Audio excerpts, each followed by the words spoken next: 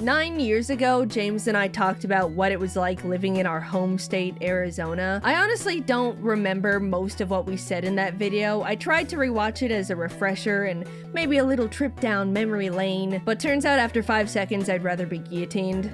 No. Eyes on me. You clicked on this video, you're staying on this video. No funny ideas, all right? The other day, I was in a store trying to buy a plain black shirt that was locked up behind those stupid box lockers, so I had to ring an employee for a single shirt. A few minutes later, someone came by. All right, what can I... Oh my gosh. Are you Jaden Animations? Yeah. No way. I love your videos. Can I get a photo? Yeah. Thanks so much. I didn't expect to see you here. Are you visiting? Oh, no, I live here. You're not in Arizona anymore? And that's when it dawned on me, there is a giant portion of my audience who will not get updated on some parts of my life if I don't explicitly say it in one of my animations. Also, the guy left without unlocking the box, so I had to wait another 5 minutes for him to come back and get the shirt. So yeah, to anyone who didn't get the memo, I've been in California for the past 6.5 years, specifically Los Angeles. I honestly can't believe it's been that long already, because that means for the past 6.5 years, I've been doing nothing but complaining about it the entire time. I believe in the compliment sandwich system though. Not everything about moving to California has been bad. For example, the weather is great. It's always sunny, which, you know, Arizona is too, but like, in a bad way. California doesn't hit the casual 118 everything outside melts and dies degrees like back home. It's vacation weather all the time. I like that part. The drivers here are assholes. Arizona isn't all sunshine and rainbows in the driving department either. When I was learning to drive as a teenager, my mom told me to never honk at people no matter what because there's a chance they'll just shoot me. But because of the sheer volume of people on California roads all the time, it is a completely different beast. And every single one of them is driving to go kick babies because they hate their fellow man. Compassion does not exist on the California freeway. And by that, I mean blinkers. You know, the very helpful and necessary communication tool that tells people you'd kindly like to move into the lane. It's a sign of weakness here. If you even think about turning your blinker on, every single car in your vicinity will speed up and refuse to let you merge because they cannot handle the idea of a different car being in front of them. How can they get to their destination faster if a car that was in front of them in a different lane suddenly shifts to the side 12 feet? People will go out of their way to merge into the lane just to speed past you and spit on your windshield. When I turn my blinker on, which I still do because I refuse to let this barbaric driving culture corrupt me, a car will speed up and then merge in front of me. If you need to be in my lane and I need to be in yours, we literally have to stay at our same speeds and shift. It's simple. There's no point in you blocking my merge just to merge into my lane anyway. Oh my god, it pisses me off so much. They do it all the time. If I had no money and got $1 every single time someone took advantage of my blinker, I'd have enough money to move out of this godforsaken state. One time I turned my blinker on, checked my blind spot, and in the amount of time it took for me to look back at the road and start merging, a car way behind me had sped up so fast that my car's auto detection had to cut my merge off so I wouldn't hit them. And then that car honked at me! I will kill us both. Alright, the drivers suck, but at least I'm only going a few miles. Not only am I forced to drive alongside these bozos, I'm forced to drive alongside them for way longer than I should need to. The traffic is so genuinely bad, I daydream of becoming a better sprinter to arrive at places quicker because it is genuinely not far from the realm of realism. Either that or get one of those monster snowplow attachments. I mean, seriously, 10 miles? I should not be in the car longer than 20 minutes. Everyone here loves driving 30 over the speed limit anyway. I don't even know what the holdup is. Also, a little tip. If you wanted to find a place to park when you get to your destination, you shouldn't even be driving in the first place. Parking doesn't exist here, it's a myth and a lie. 95% of all locations have 0 parking lots. There's never street parking, and if you happen to be a lucky enough soul to find a spot, you can't slow down to parallel park into it because people are either gonna yell at you for clogging the lane or ram into your bumper. It's just an evil trick. So your only choice is to find a parking garage that costs like $20. One time, my friends and I drove to a One Piece live symphony at the Dolby Theater and decided to park in its parking garage. Oh, what an obvious mistake. Do you want to know how long it took us to get out of that garage after the show when everyone was leaving? 2.5 hours! We parked in the designated parking garage for a show and paid 2.5 hours of our life on top of real life money. So what if you don't have a car? Then you don't have to deal with any of this, right? Well, you can't walk anywhere. What do you think this is? Any other country? You could get a bike or a motorcycle, but again, with the quality of drivers around, you might as well play Russian roulette every time the wheels touch asphalt. Maybe with the right setup and some expendable funds, you could just get around with rideshare apps.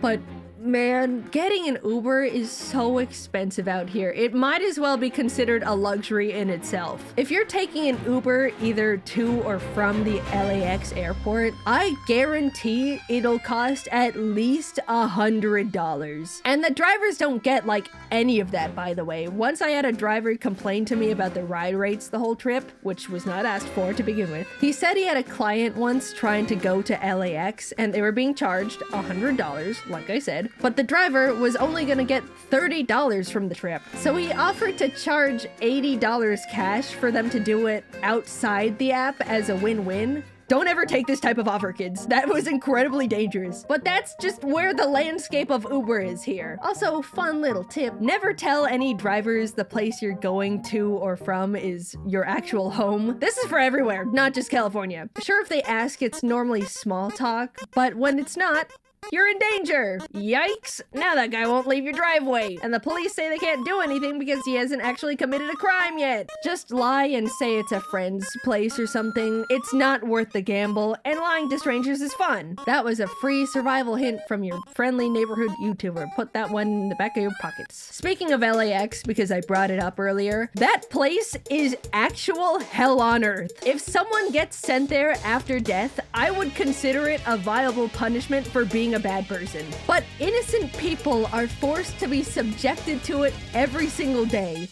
and it's inhumane. You have every single asshole with a plane ticket in the entire city and beyond enter through the same stupid entrance, forced to drive through the same loop bumper to bumper until they get to their specific gate. No branching paths, no attempts to categorize the types of arrivals, just a single slaughterhouse line like cattle. But in normal slaughterhouse lines, the cattle don't hate each other. I was talking about bad merging before. It is legitimately survival of the fittest in the LAX horseshoe. Absolutely no one will let you merge lanes ever unless you threaten to fist fight them right there on the concrete. One time I sat with my blinker on in traffic that was not moving for 15 minutes straight, and a dude still refused to let me start merging once cars started inching forward. I had to sit there making direct eye contact with him until he was uncomfortable enough to let me get in front of him. It is personal. I am not the same person when I'm in the LAX horseshoe. None of us are. Some dudes in the 1960s decided they wanted everyone that ever planned to visit LA to suffer instantly when they got here. And they simply got away with it. I've spent so much time talking about traffic and the airport. I haven't even talked about living in LA yet. Well, that part sucks too! Everything is so absurdly expensive here, it's almost comedic. Almost. Maybe raise the prices of food like $10 more and I'll start to chuckle.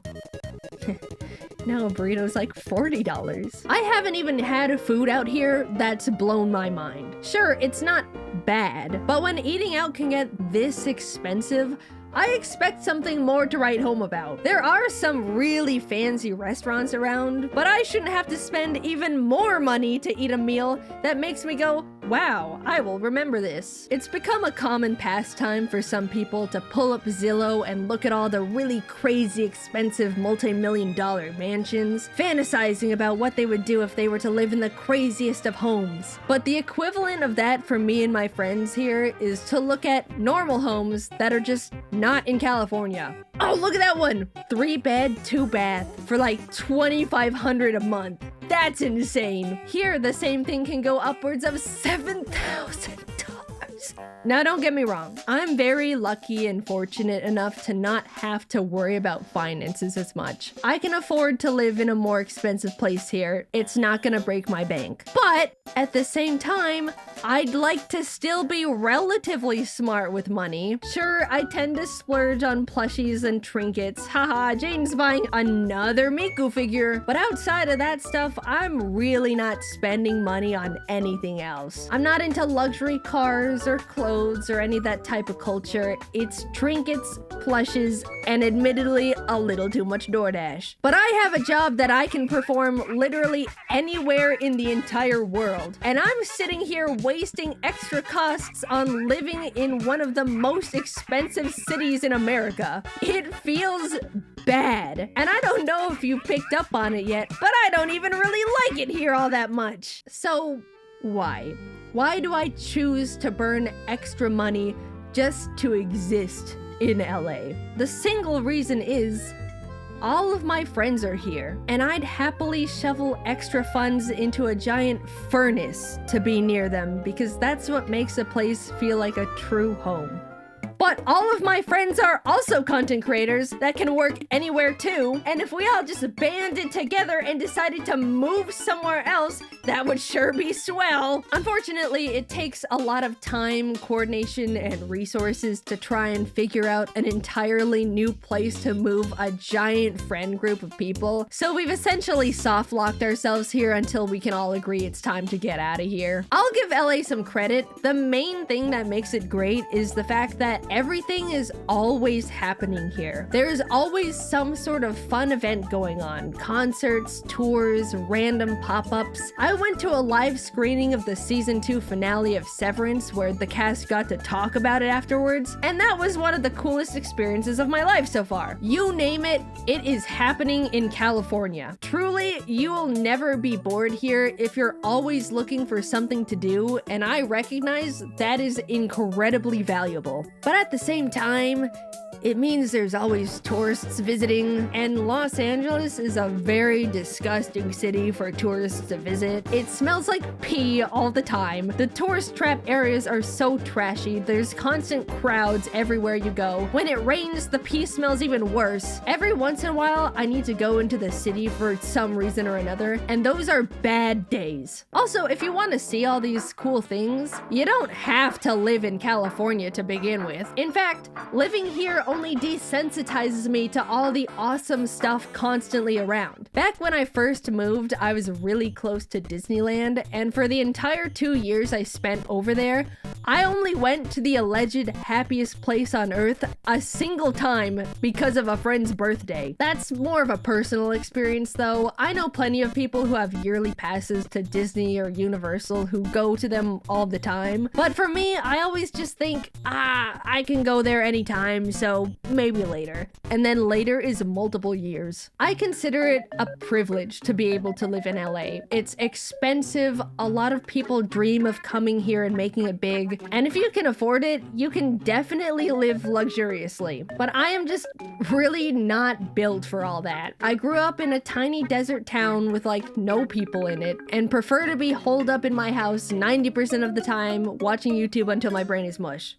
However, as much as I want to uproot everything again to live somewhere else less expensive and more compatible with my preferred lifestyle, I do think LA is a good place for me to be right now. Both the YouTube and animation industry are here. I don't need to travel for most of the events I get invited to, and content creators are always visiting for something or another, so I get to meet a lot of fellow creator friends. I can't say anywhere else in the world can offer all these benefits that specifically apply to me right now, And it's also just a lot of fun. I might not exactly like it, but LA is my home for at least the next few years, and I do get to have a lot of fun here with my friends. It's a toxic relationship, I suppose, but I'm sure in a decade when I'm somewhere else and reminiscing on the past, I'll have very fond memories of it all. So I can complain all I want while I'm here, but deep down, I know California has been such a huge part of the most defining years of my life, and I'll hold a very special place for it in my heart for a long time. LAX and the drivers are just excluded from it though. I'll hate those parts forever. I posted a little video, but if you missed it, we're selling Tostada merch for the first time ever because everyone begged and pleaded for it. Please go check it all out. I think everything turned out so silly and good, and she's only available until September 7th. And here's a picture of her for the people who stayed till the end of the video. Okay, bye-bye.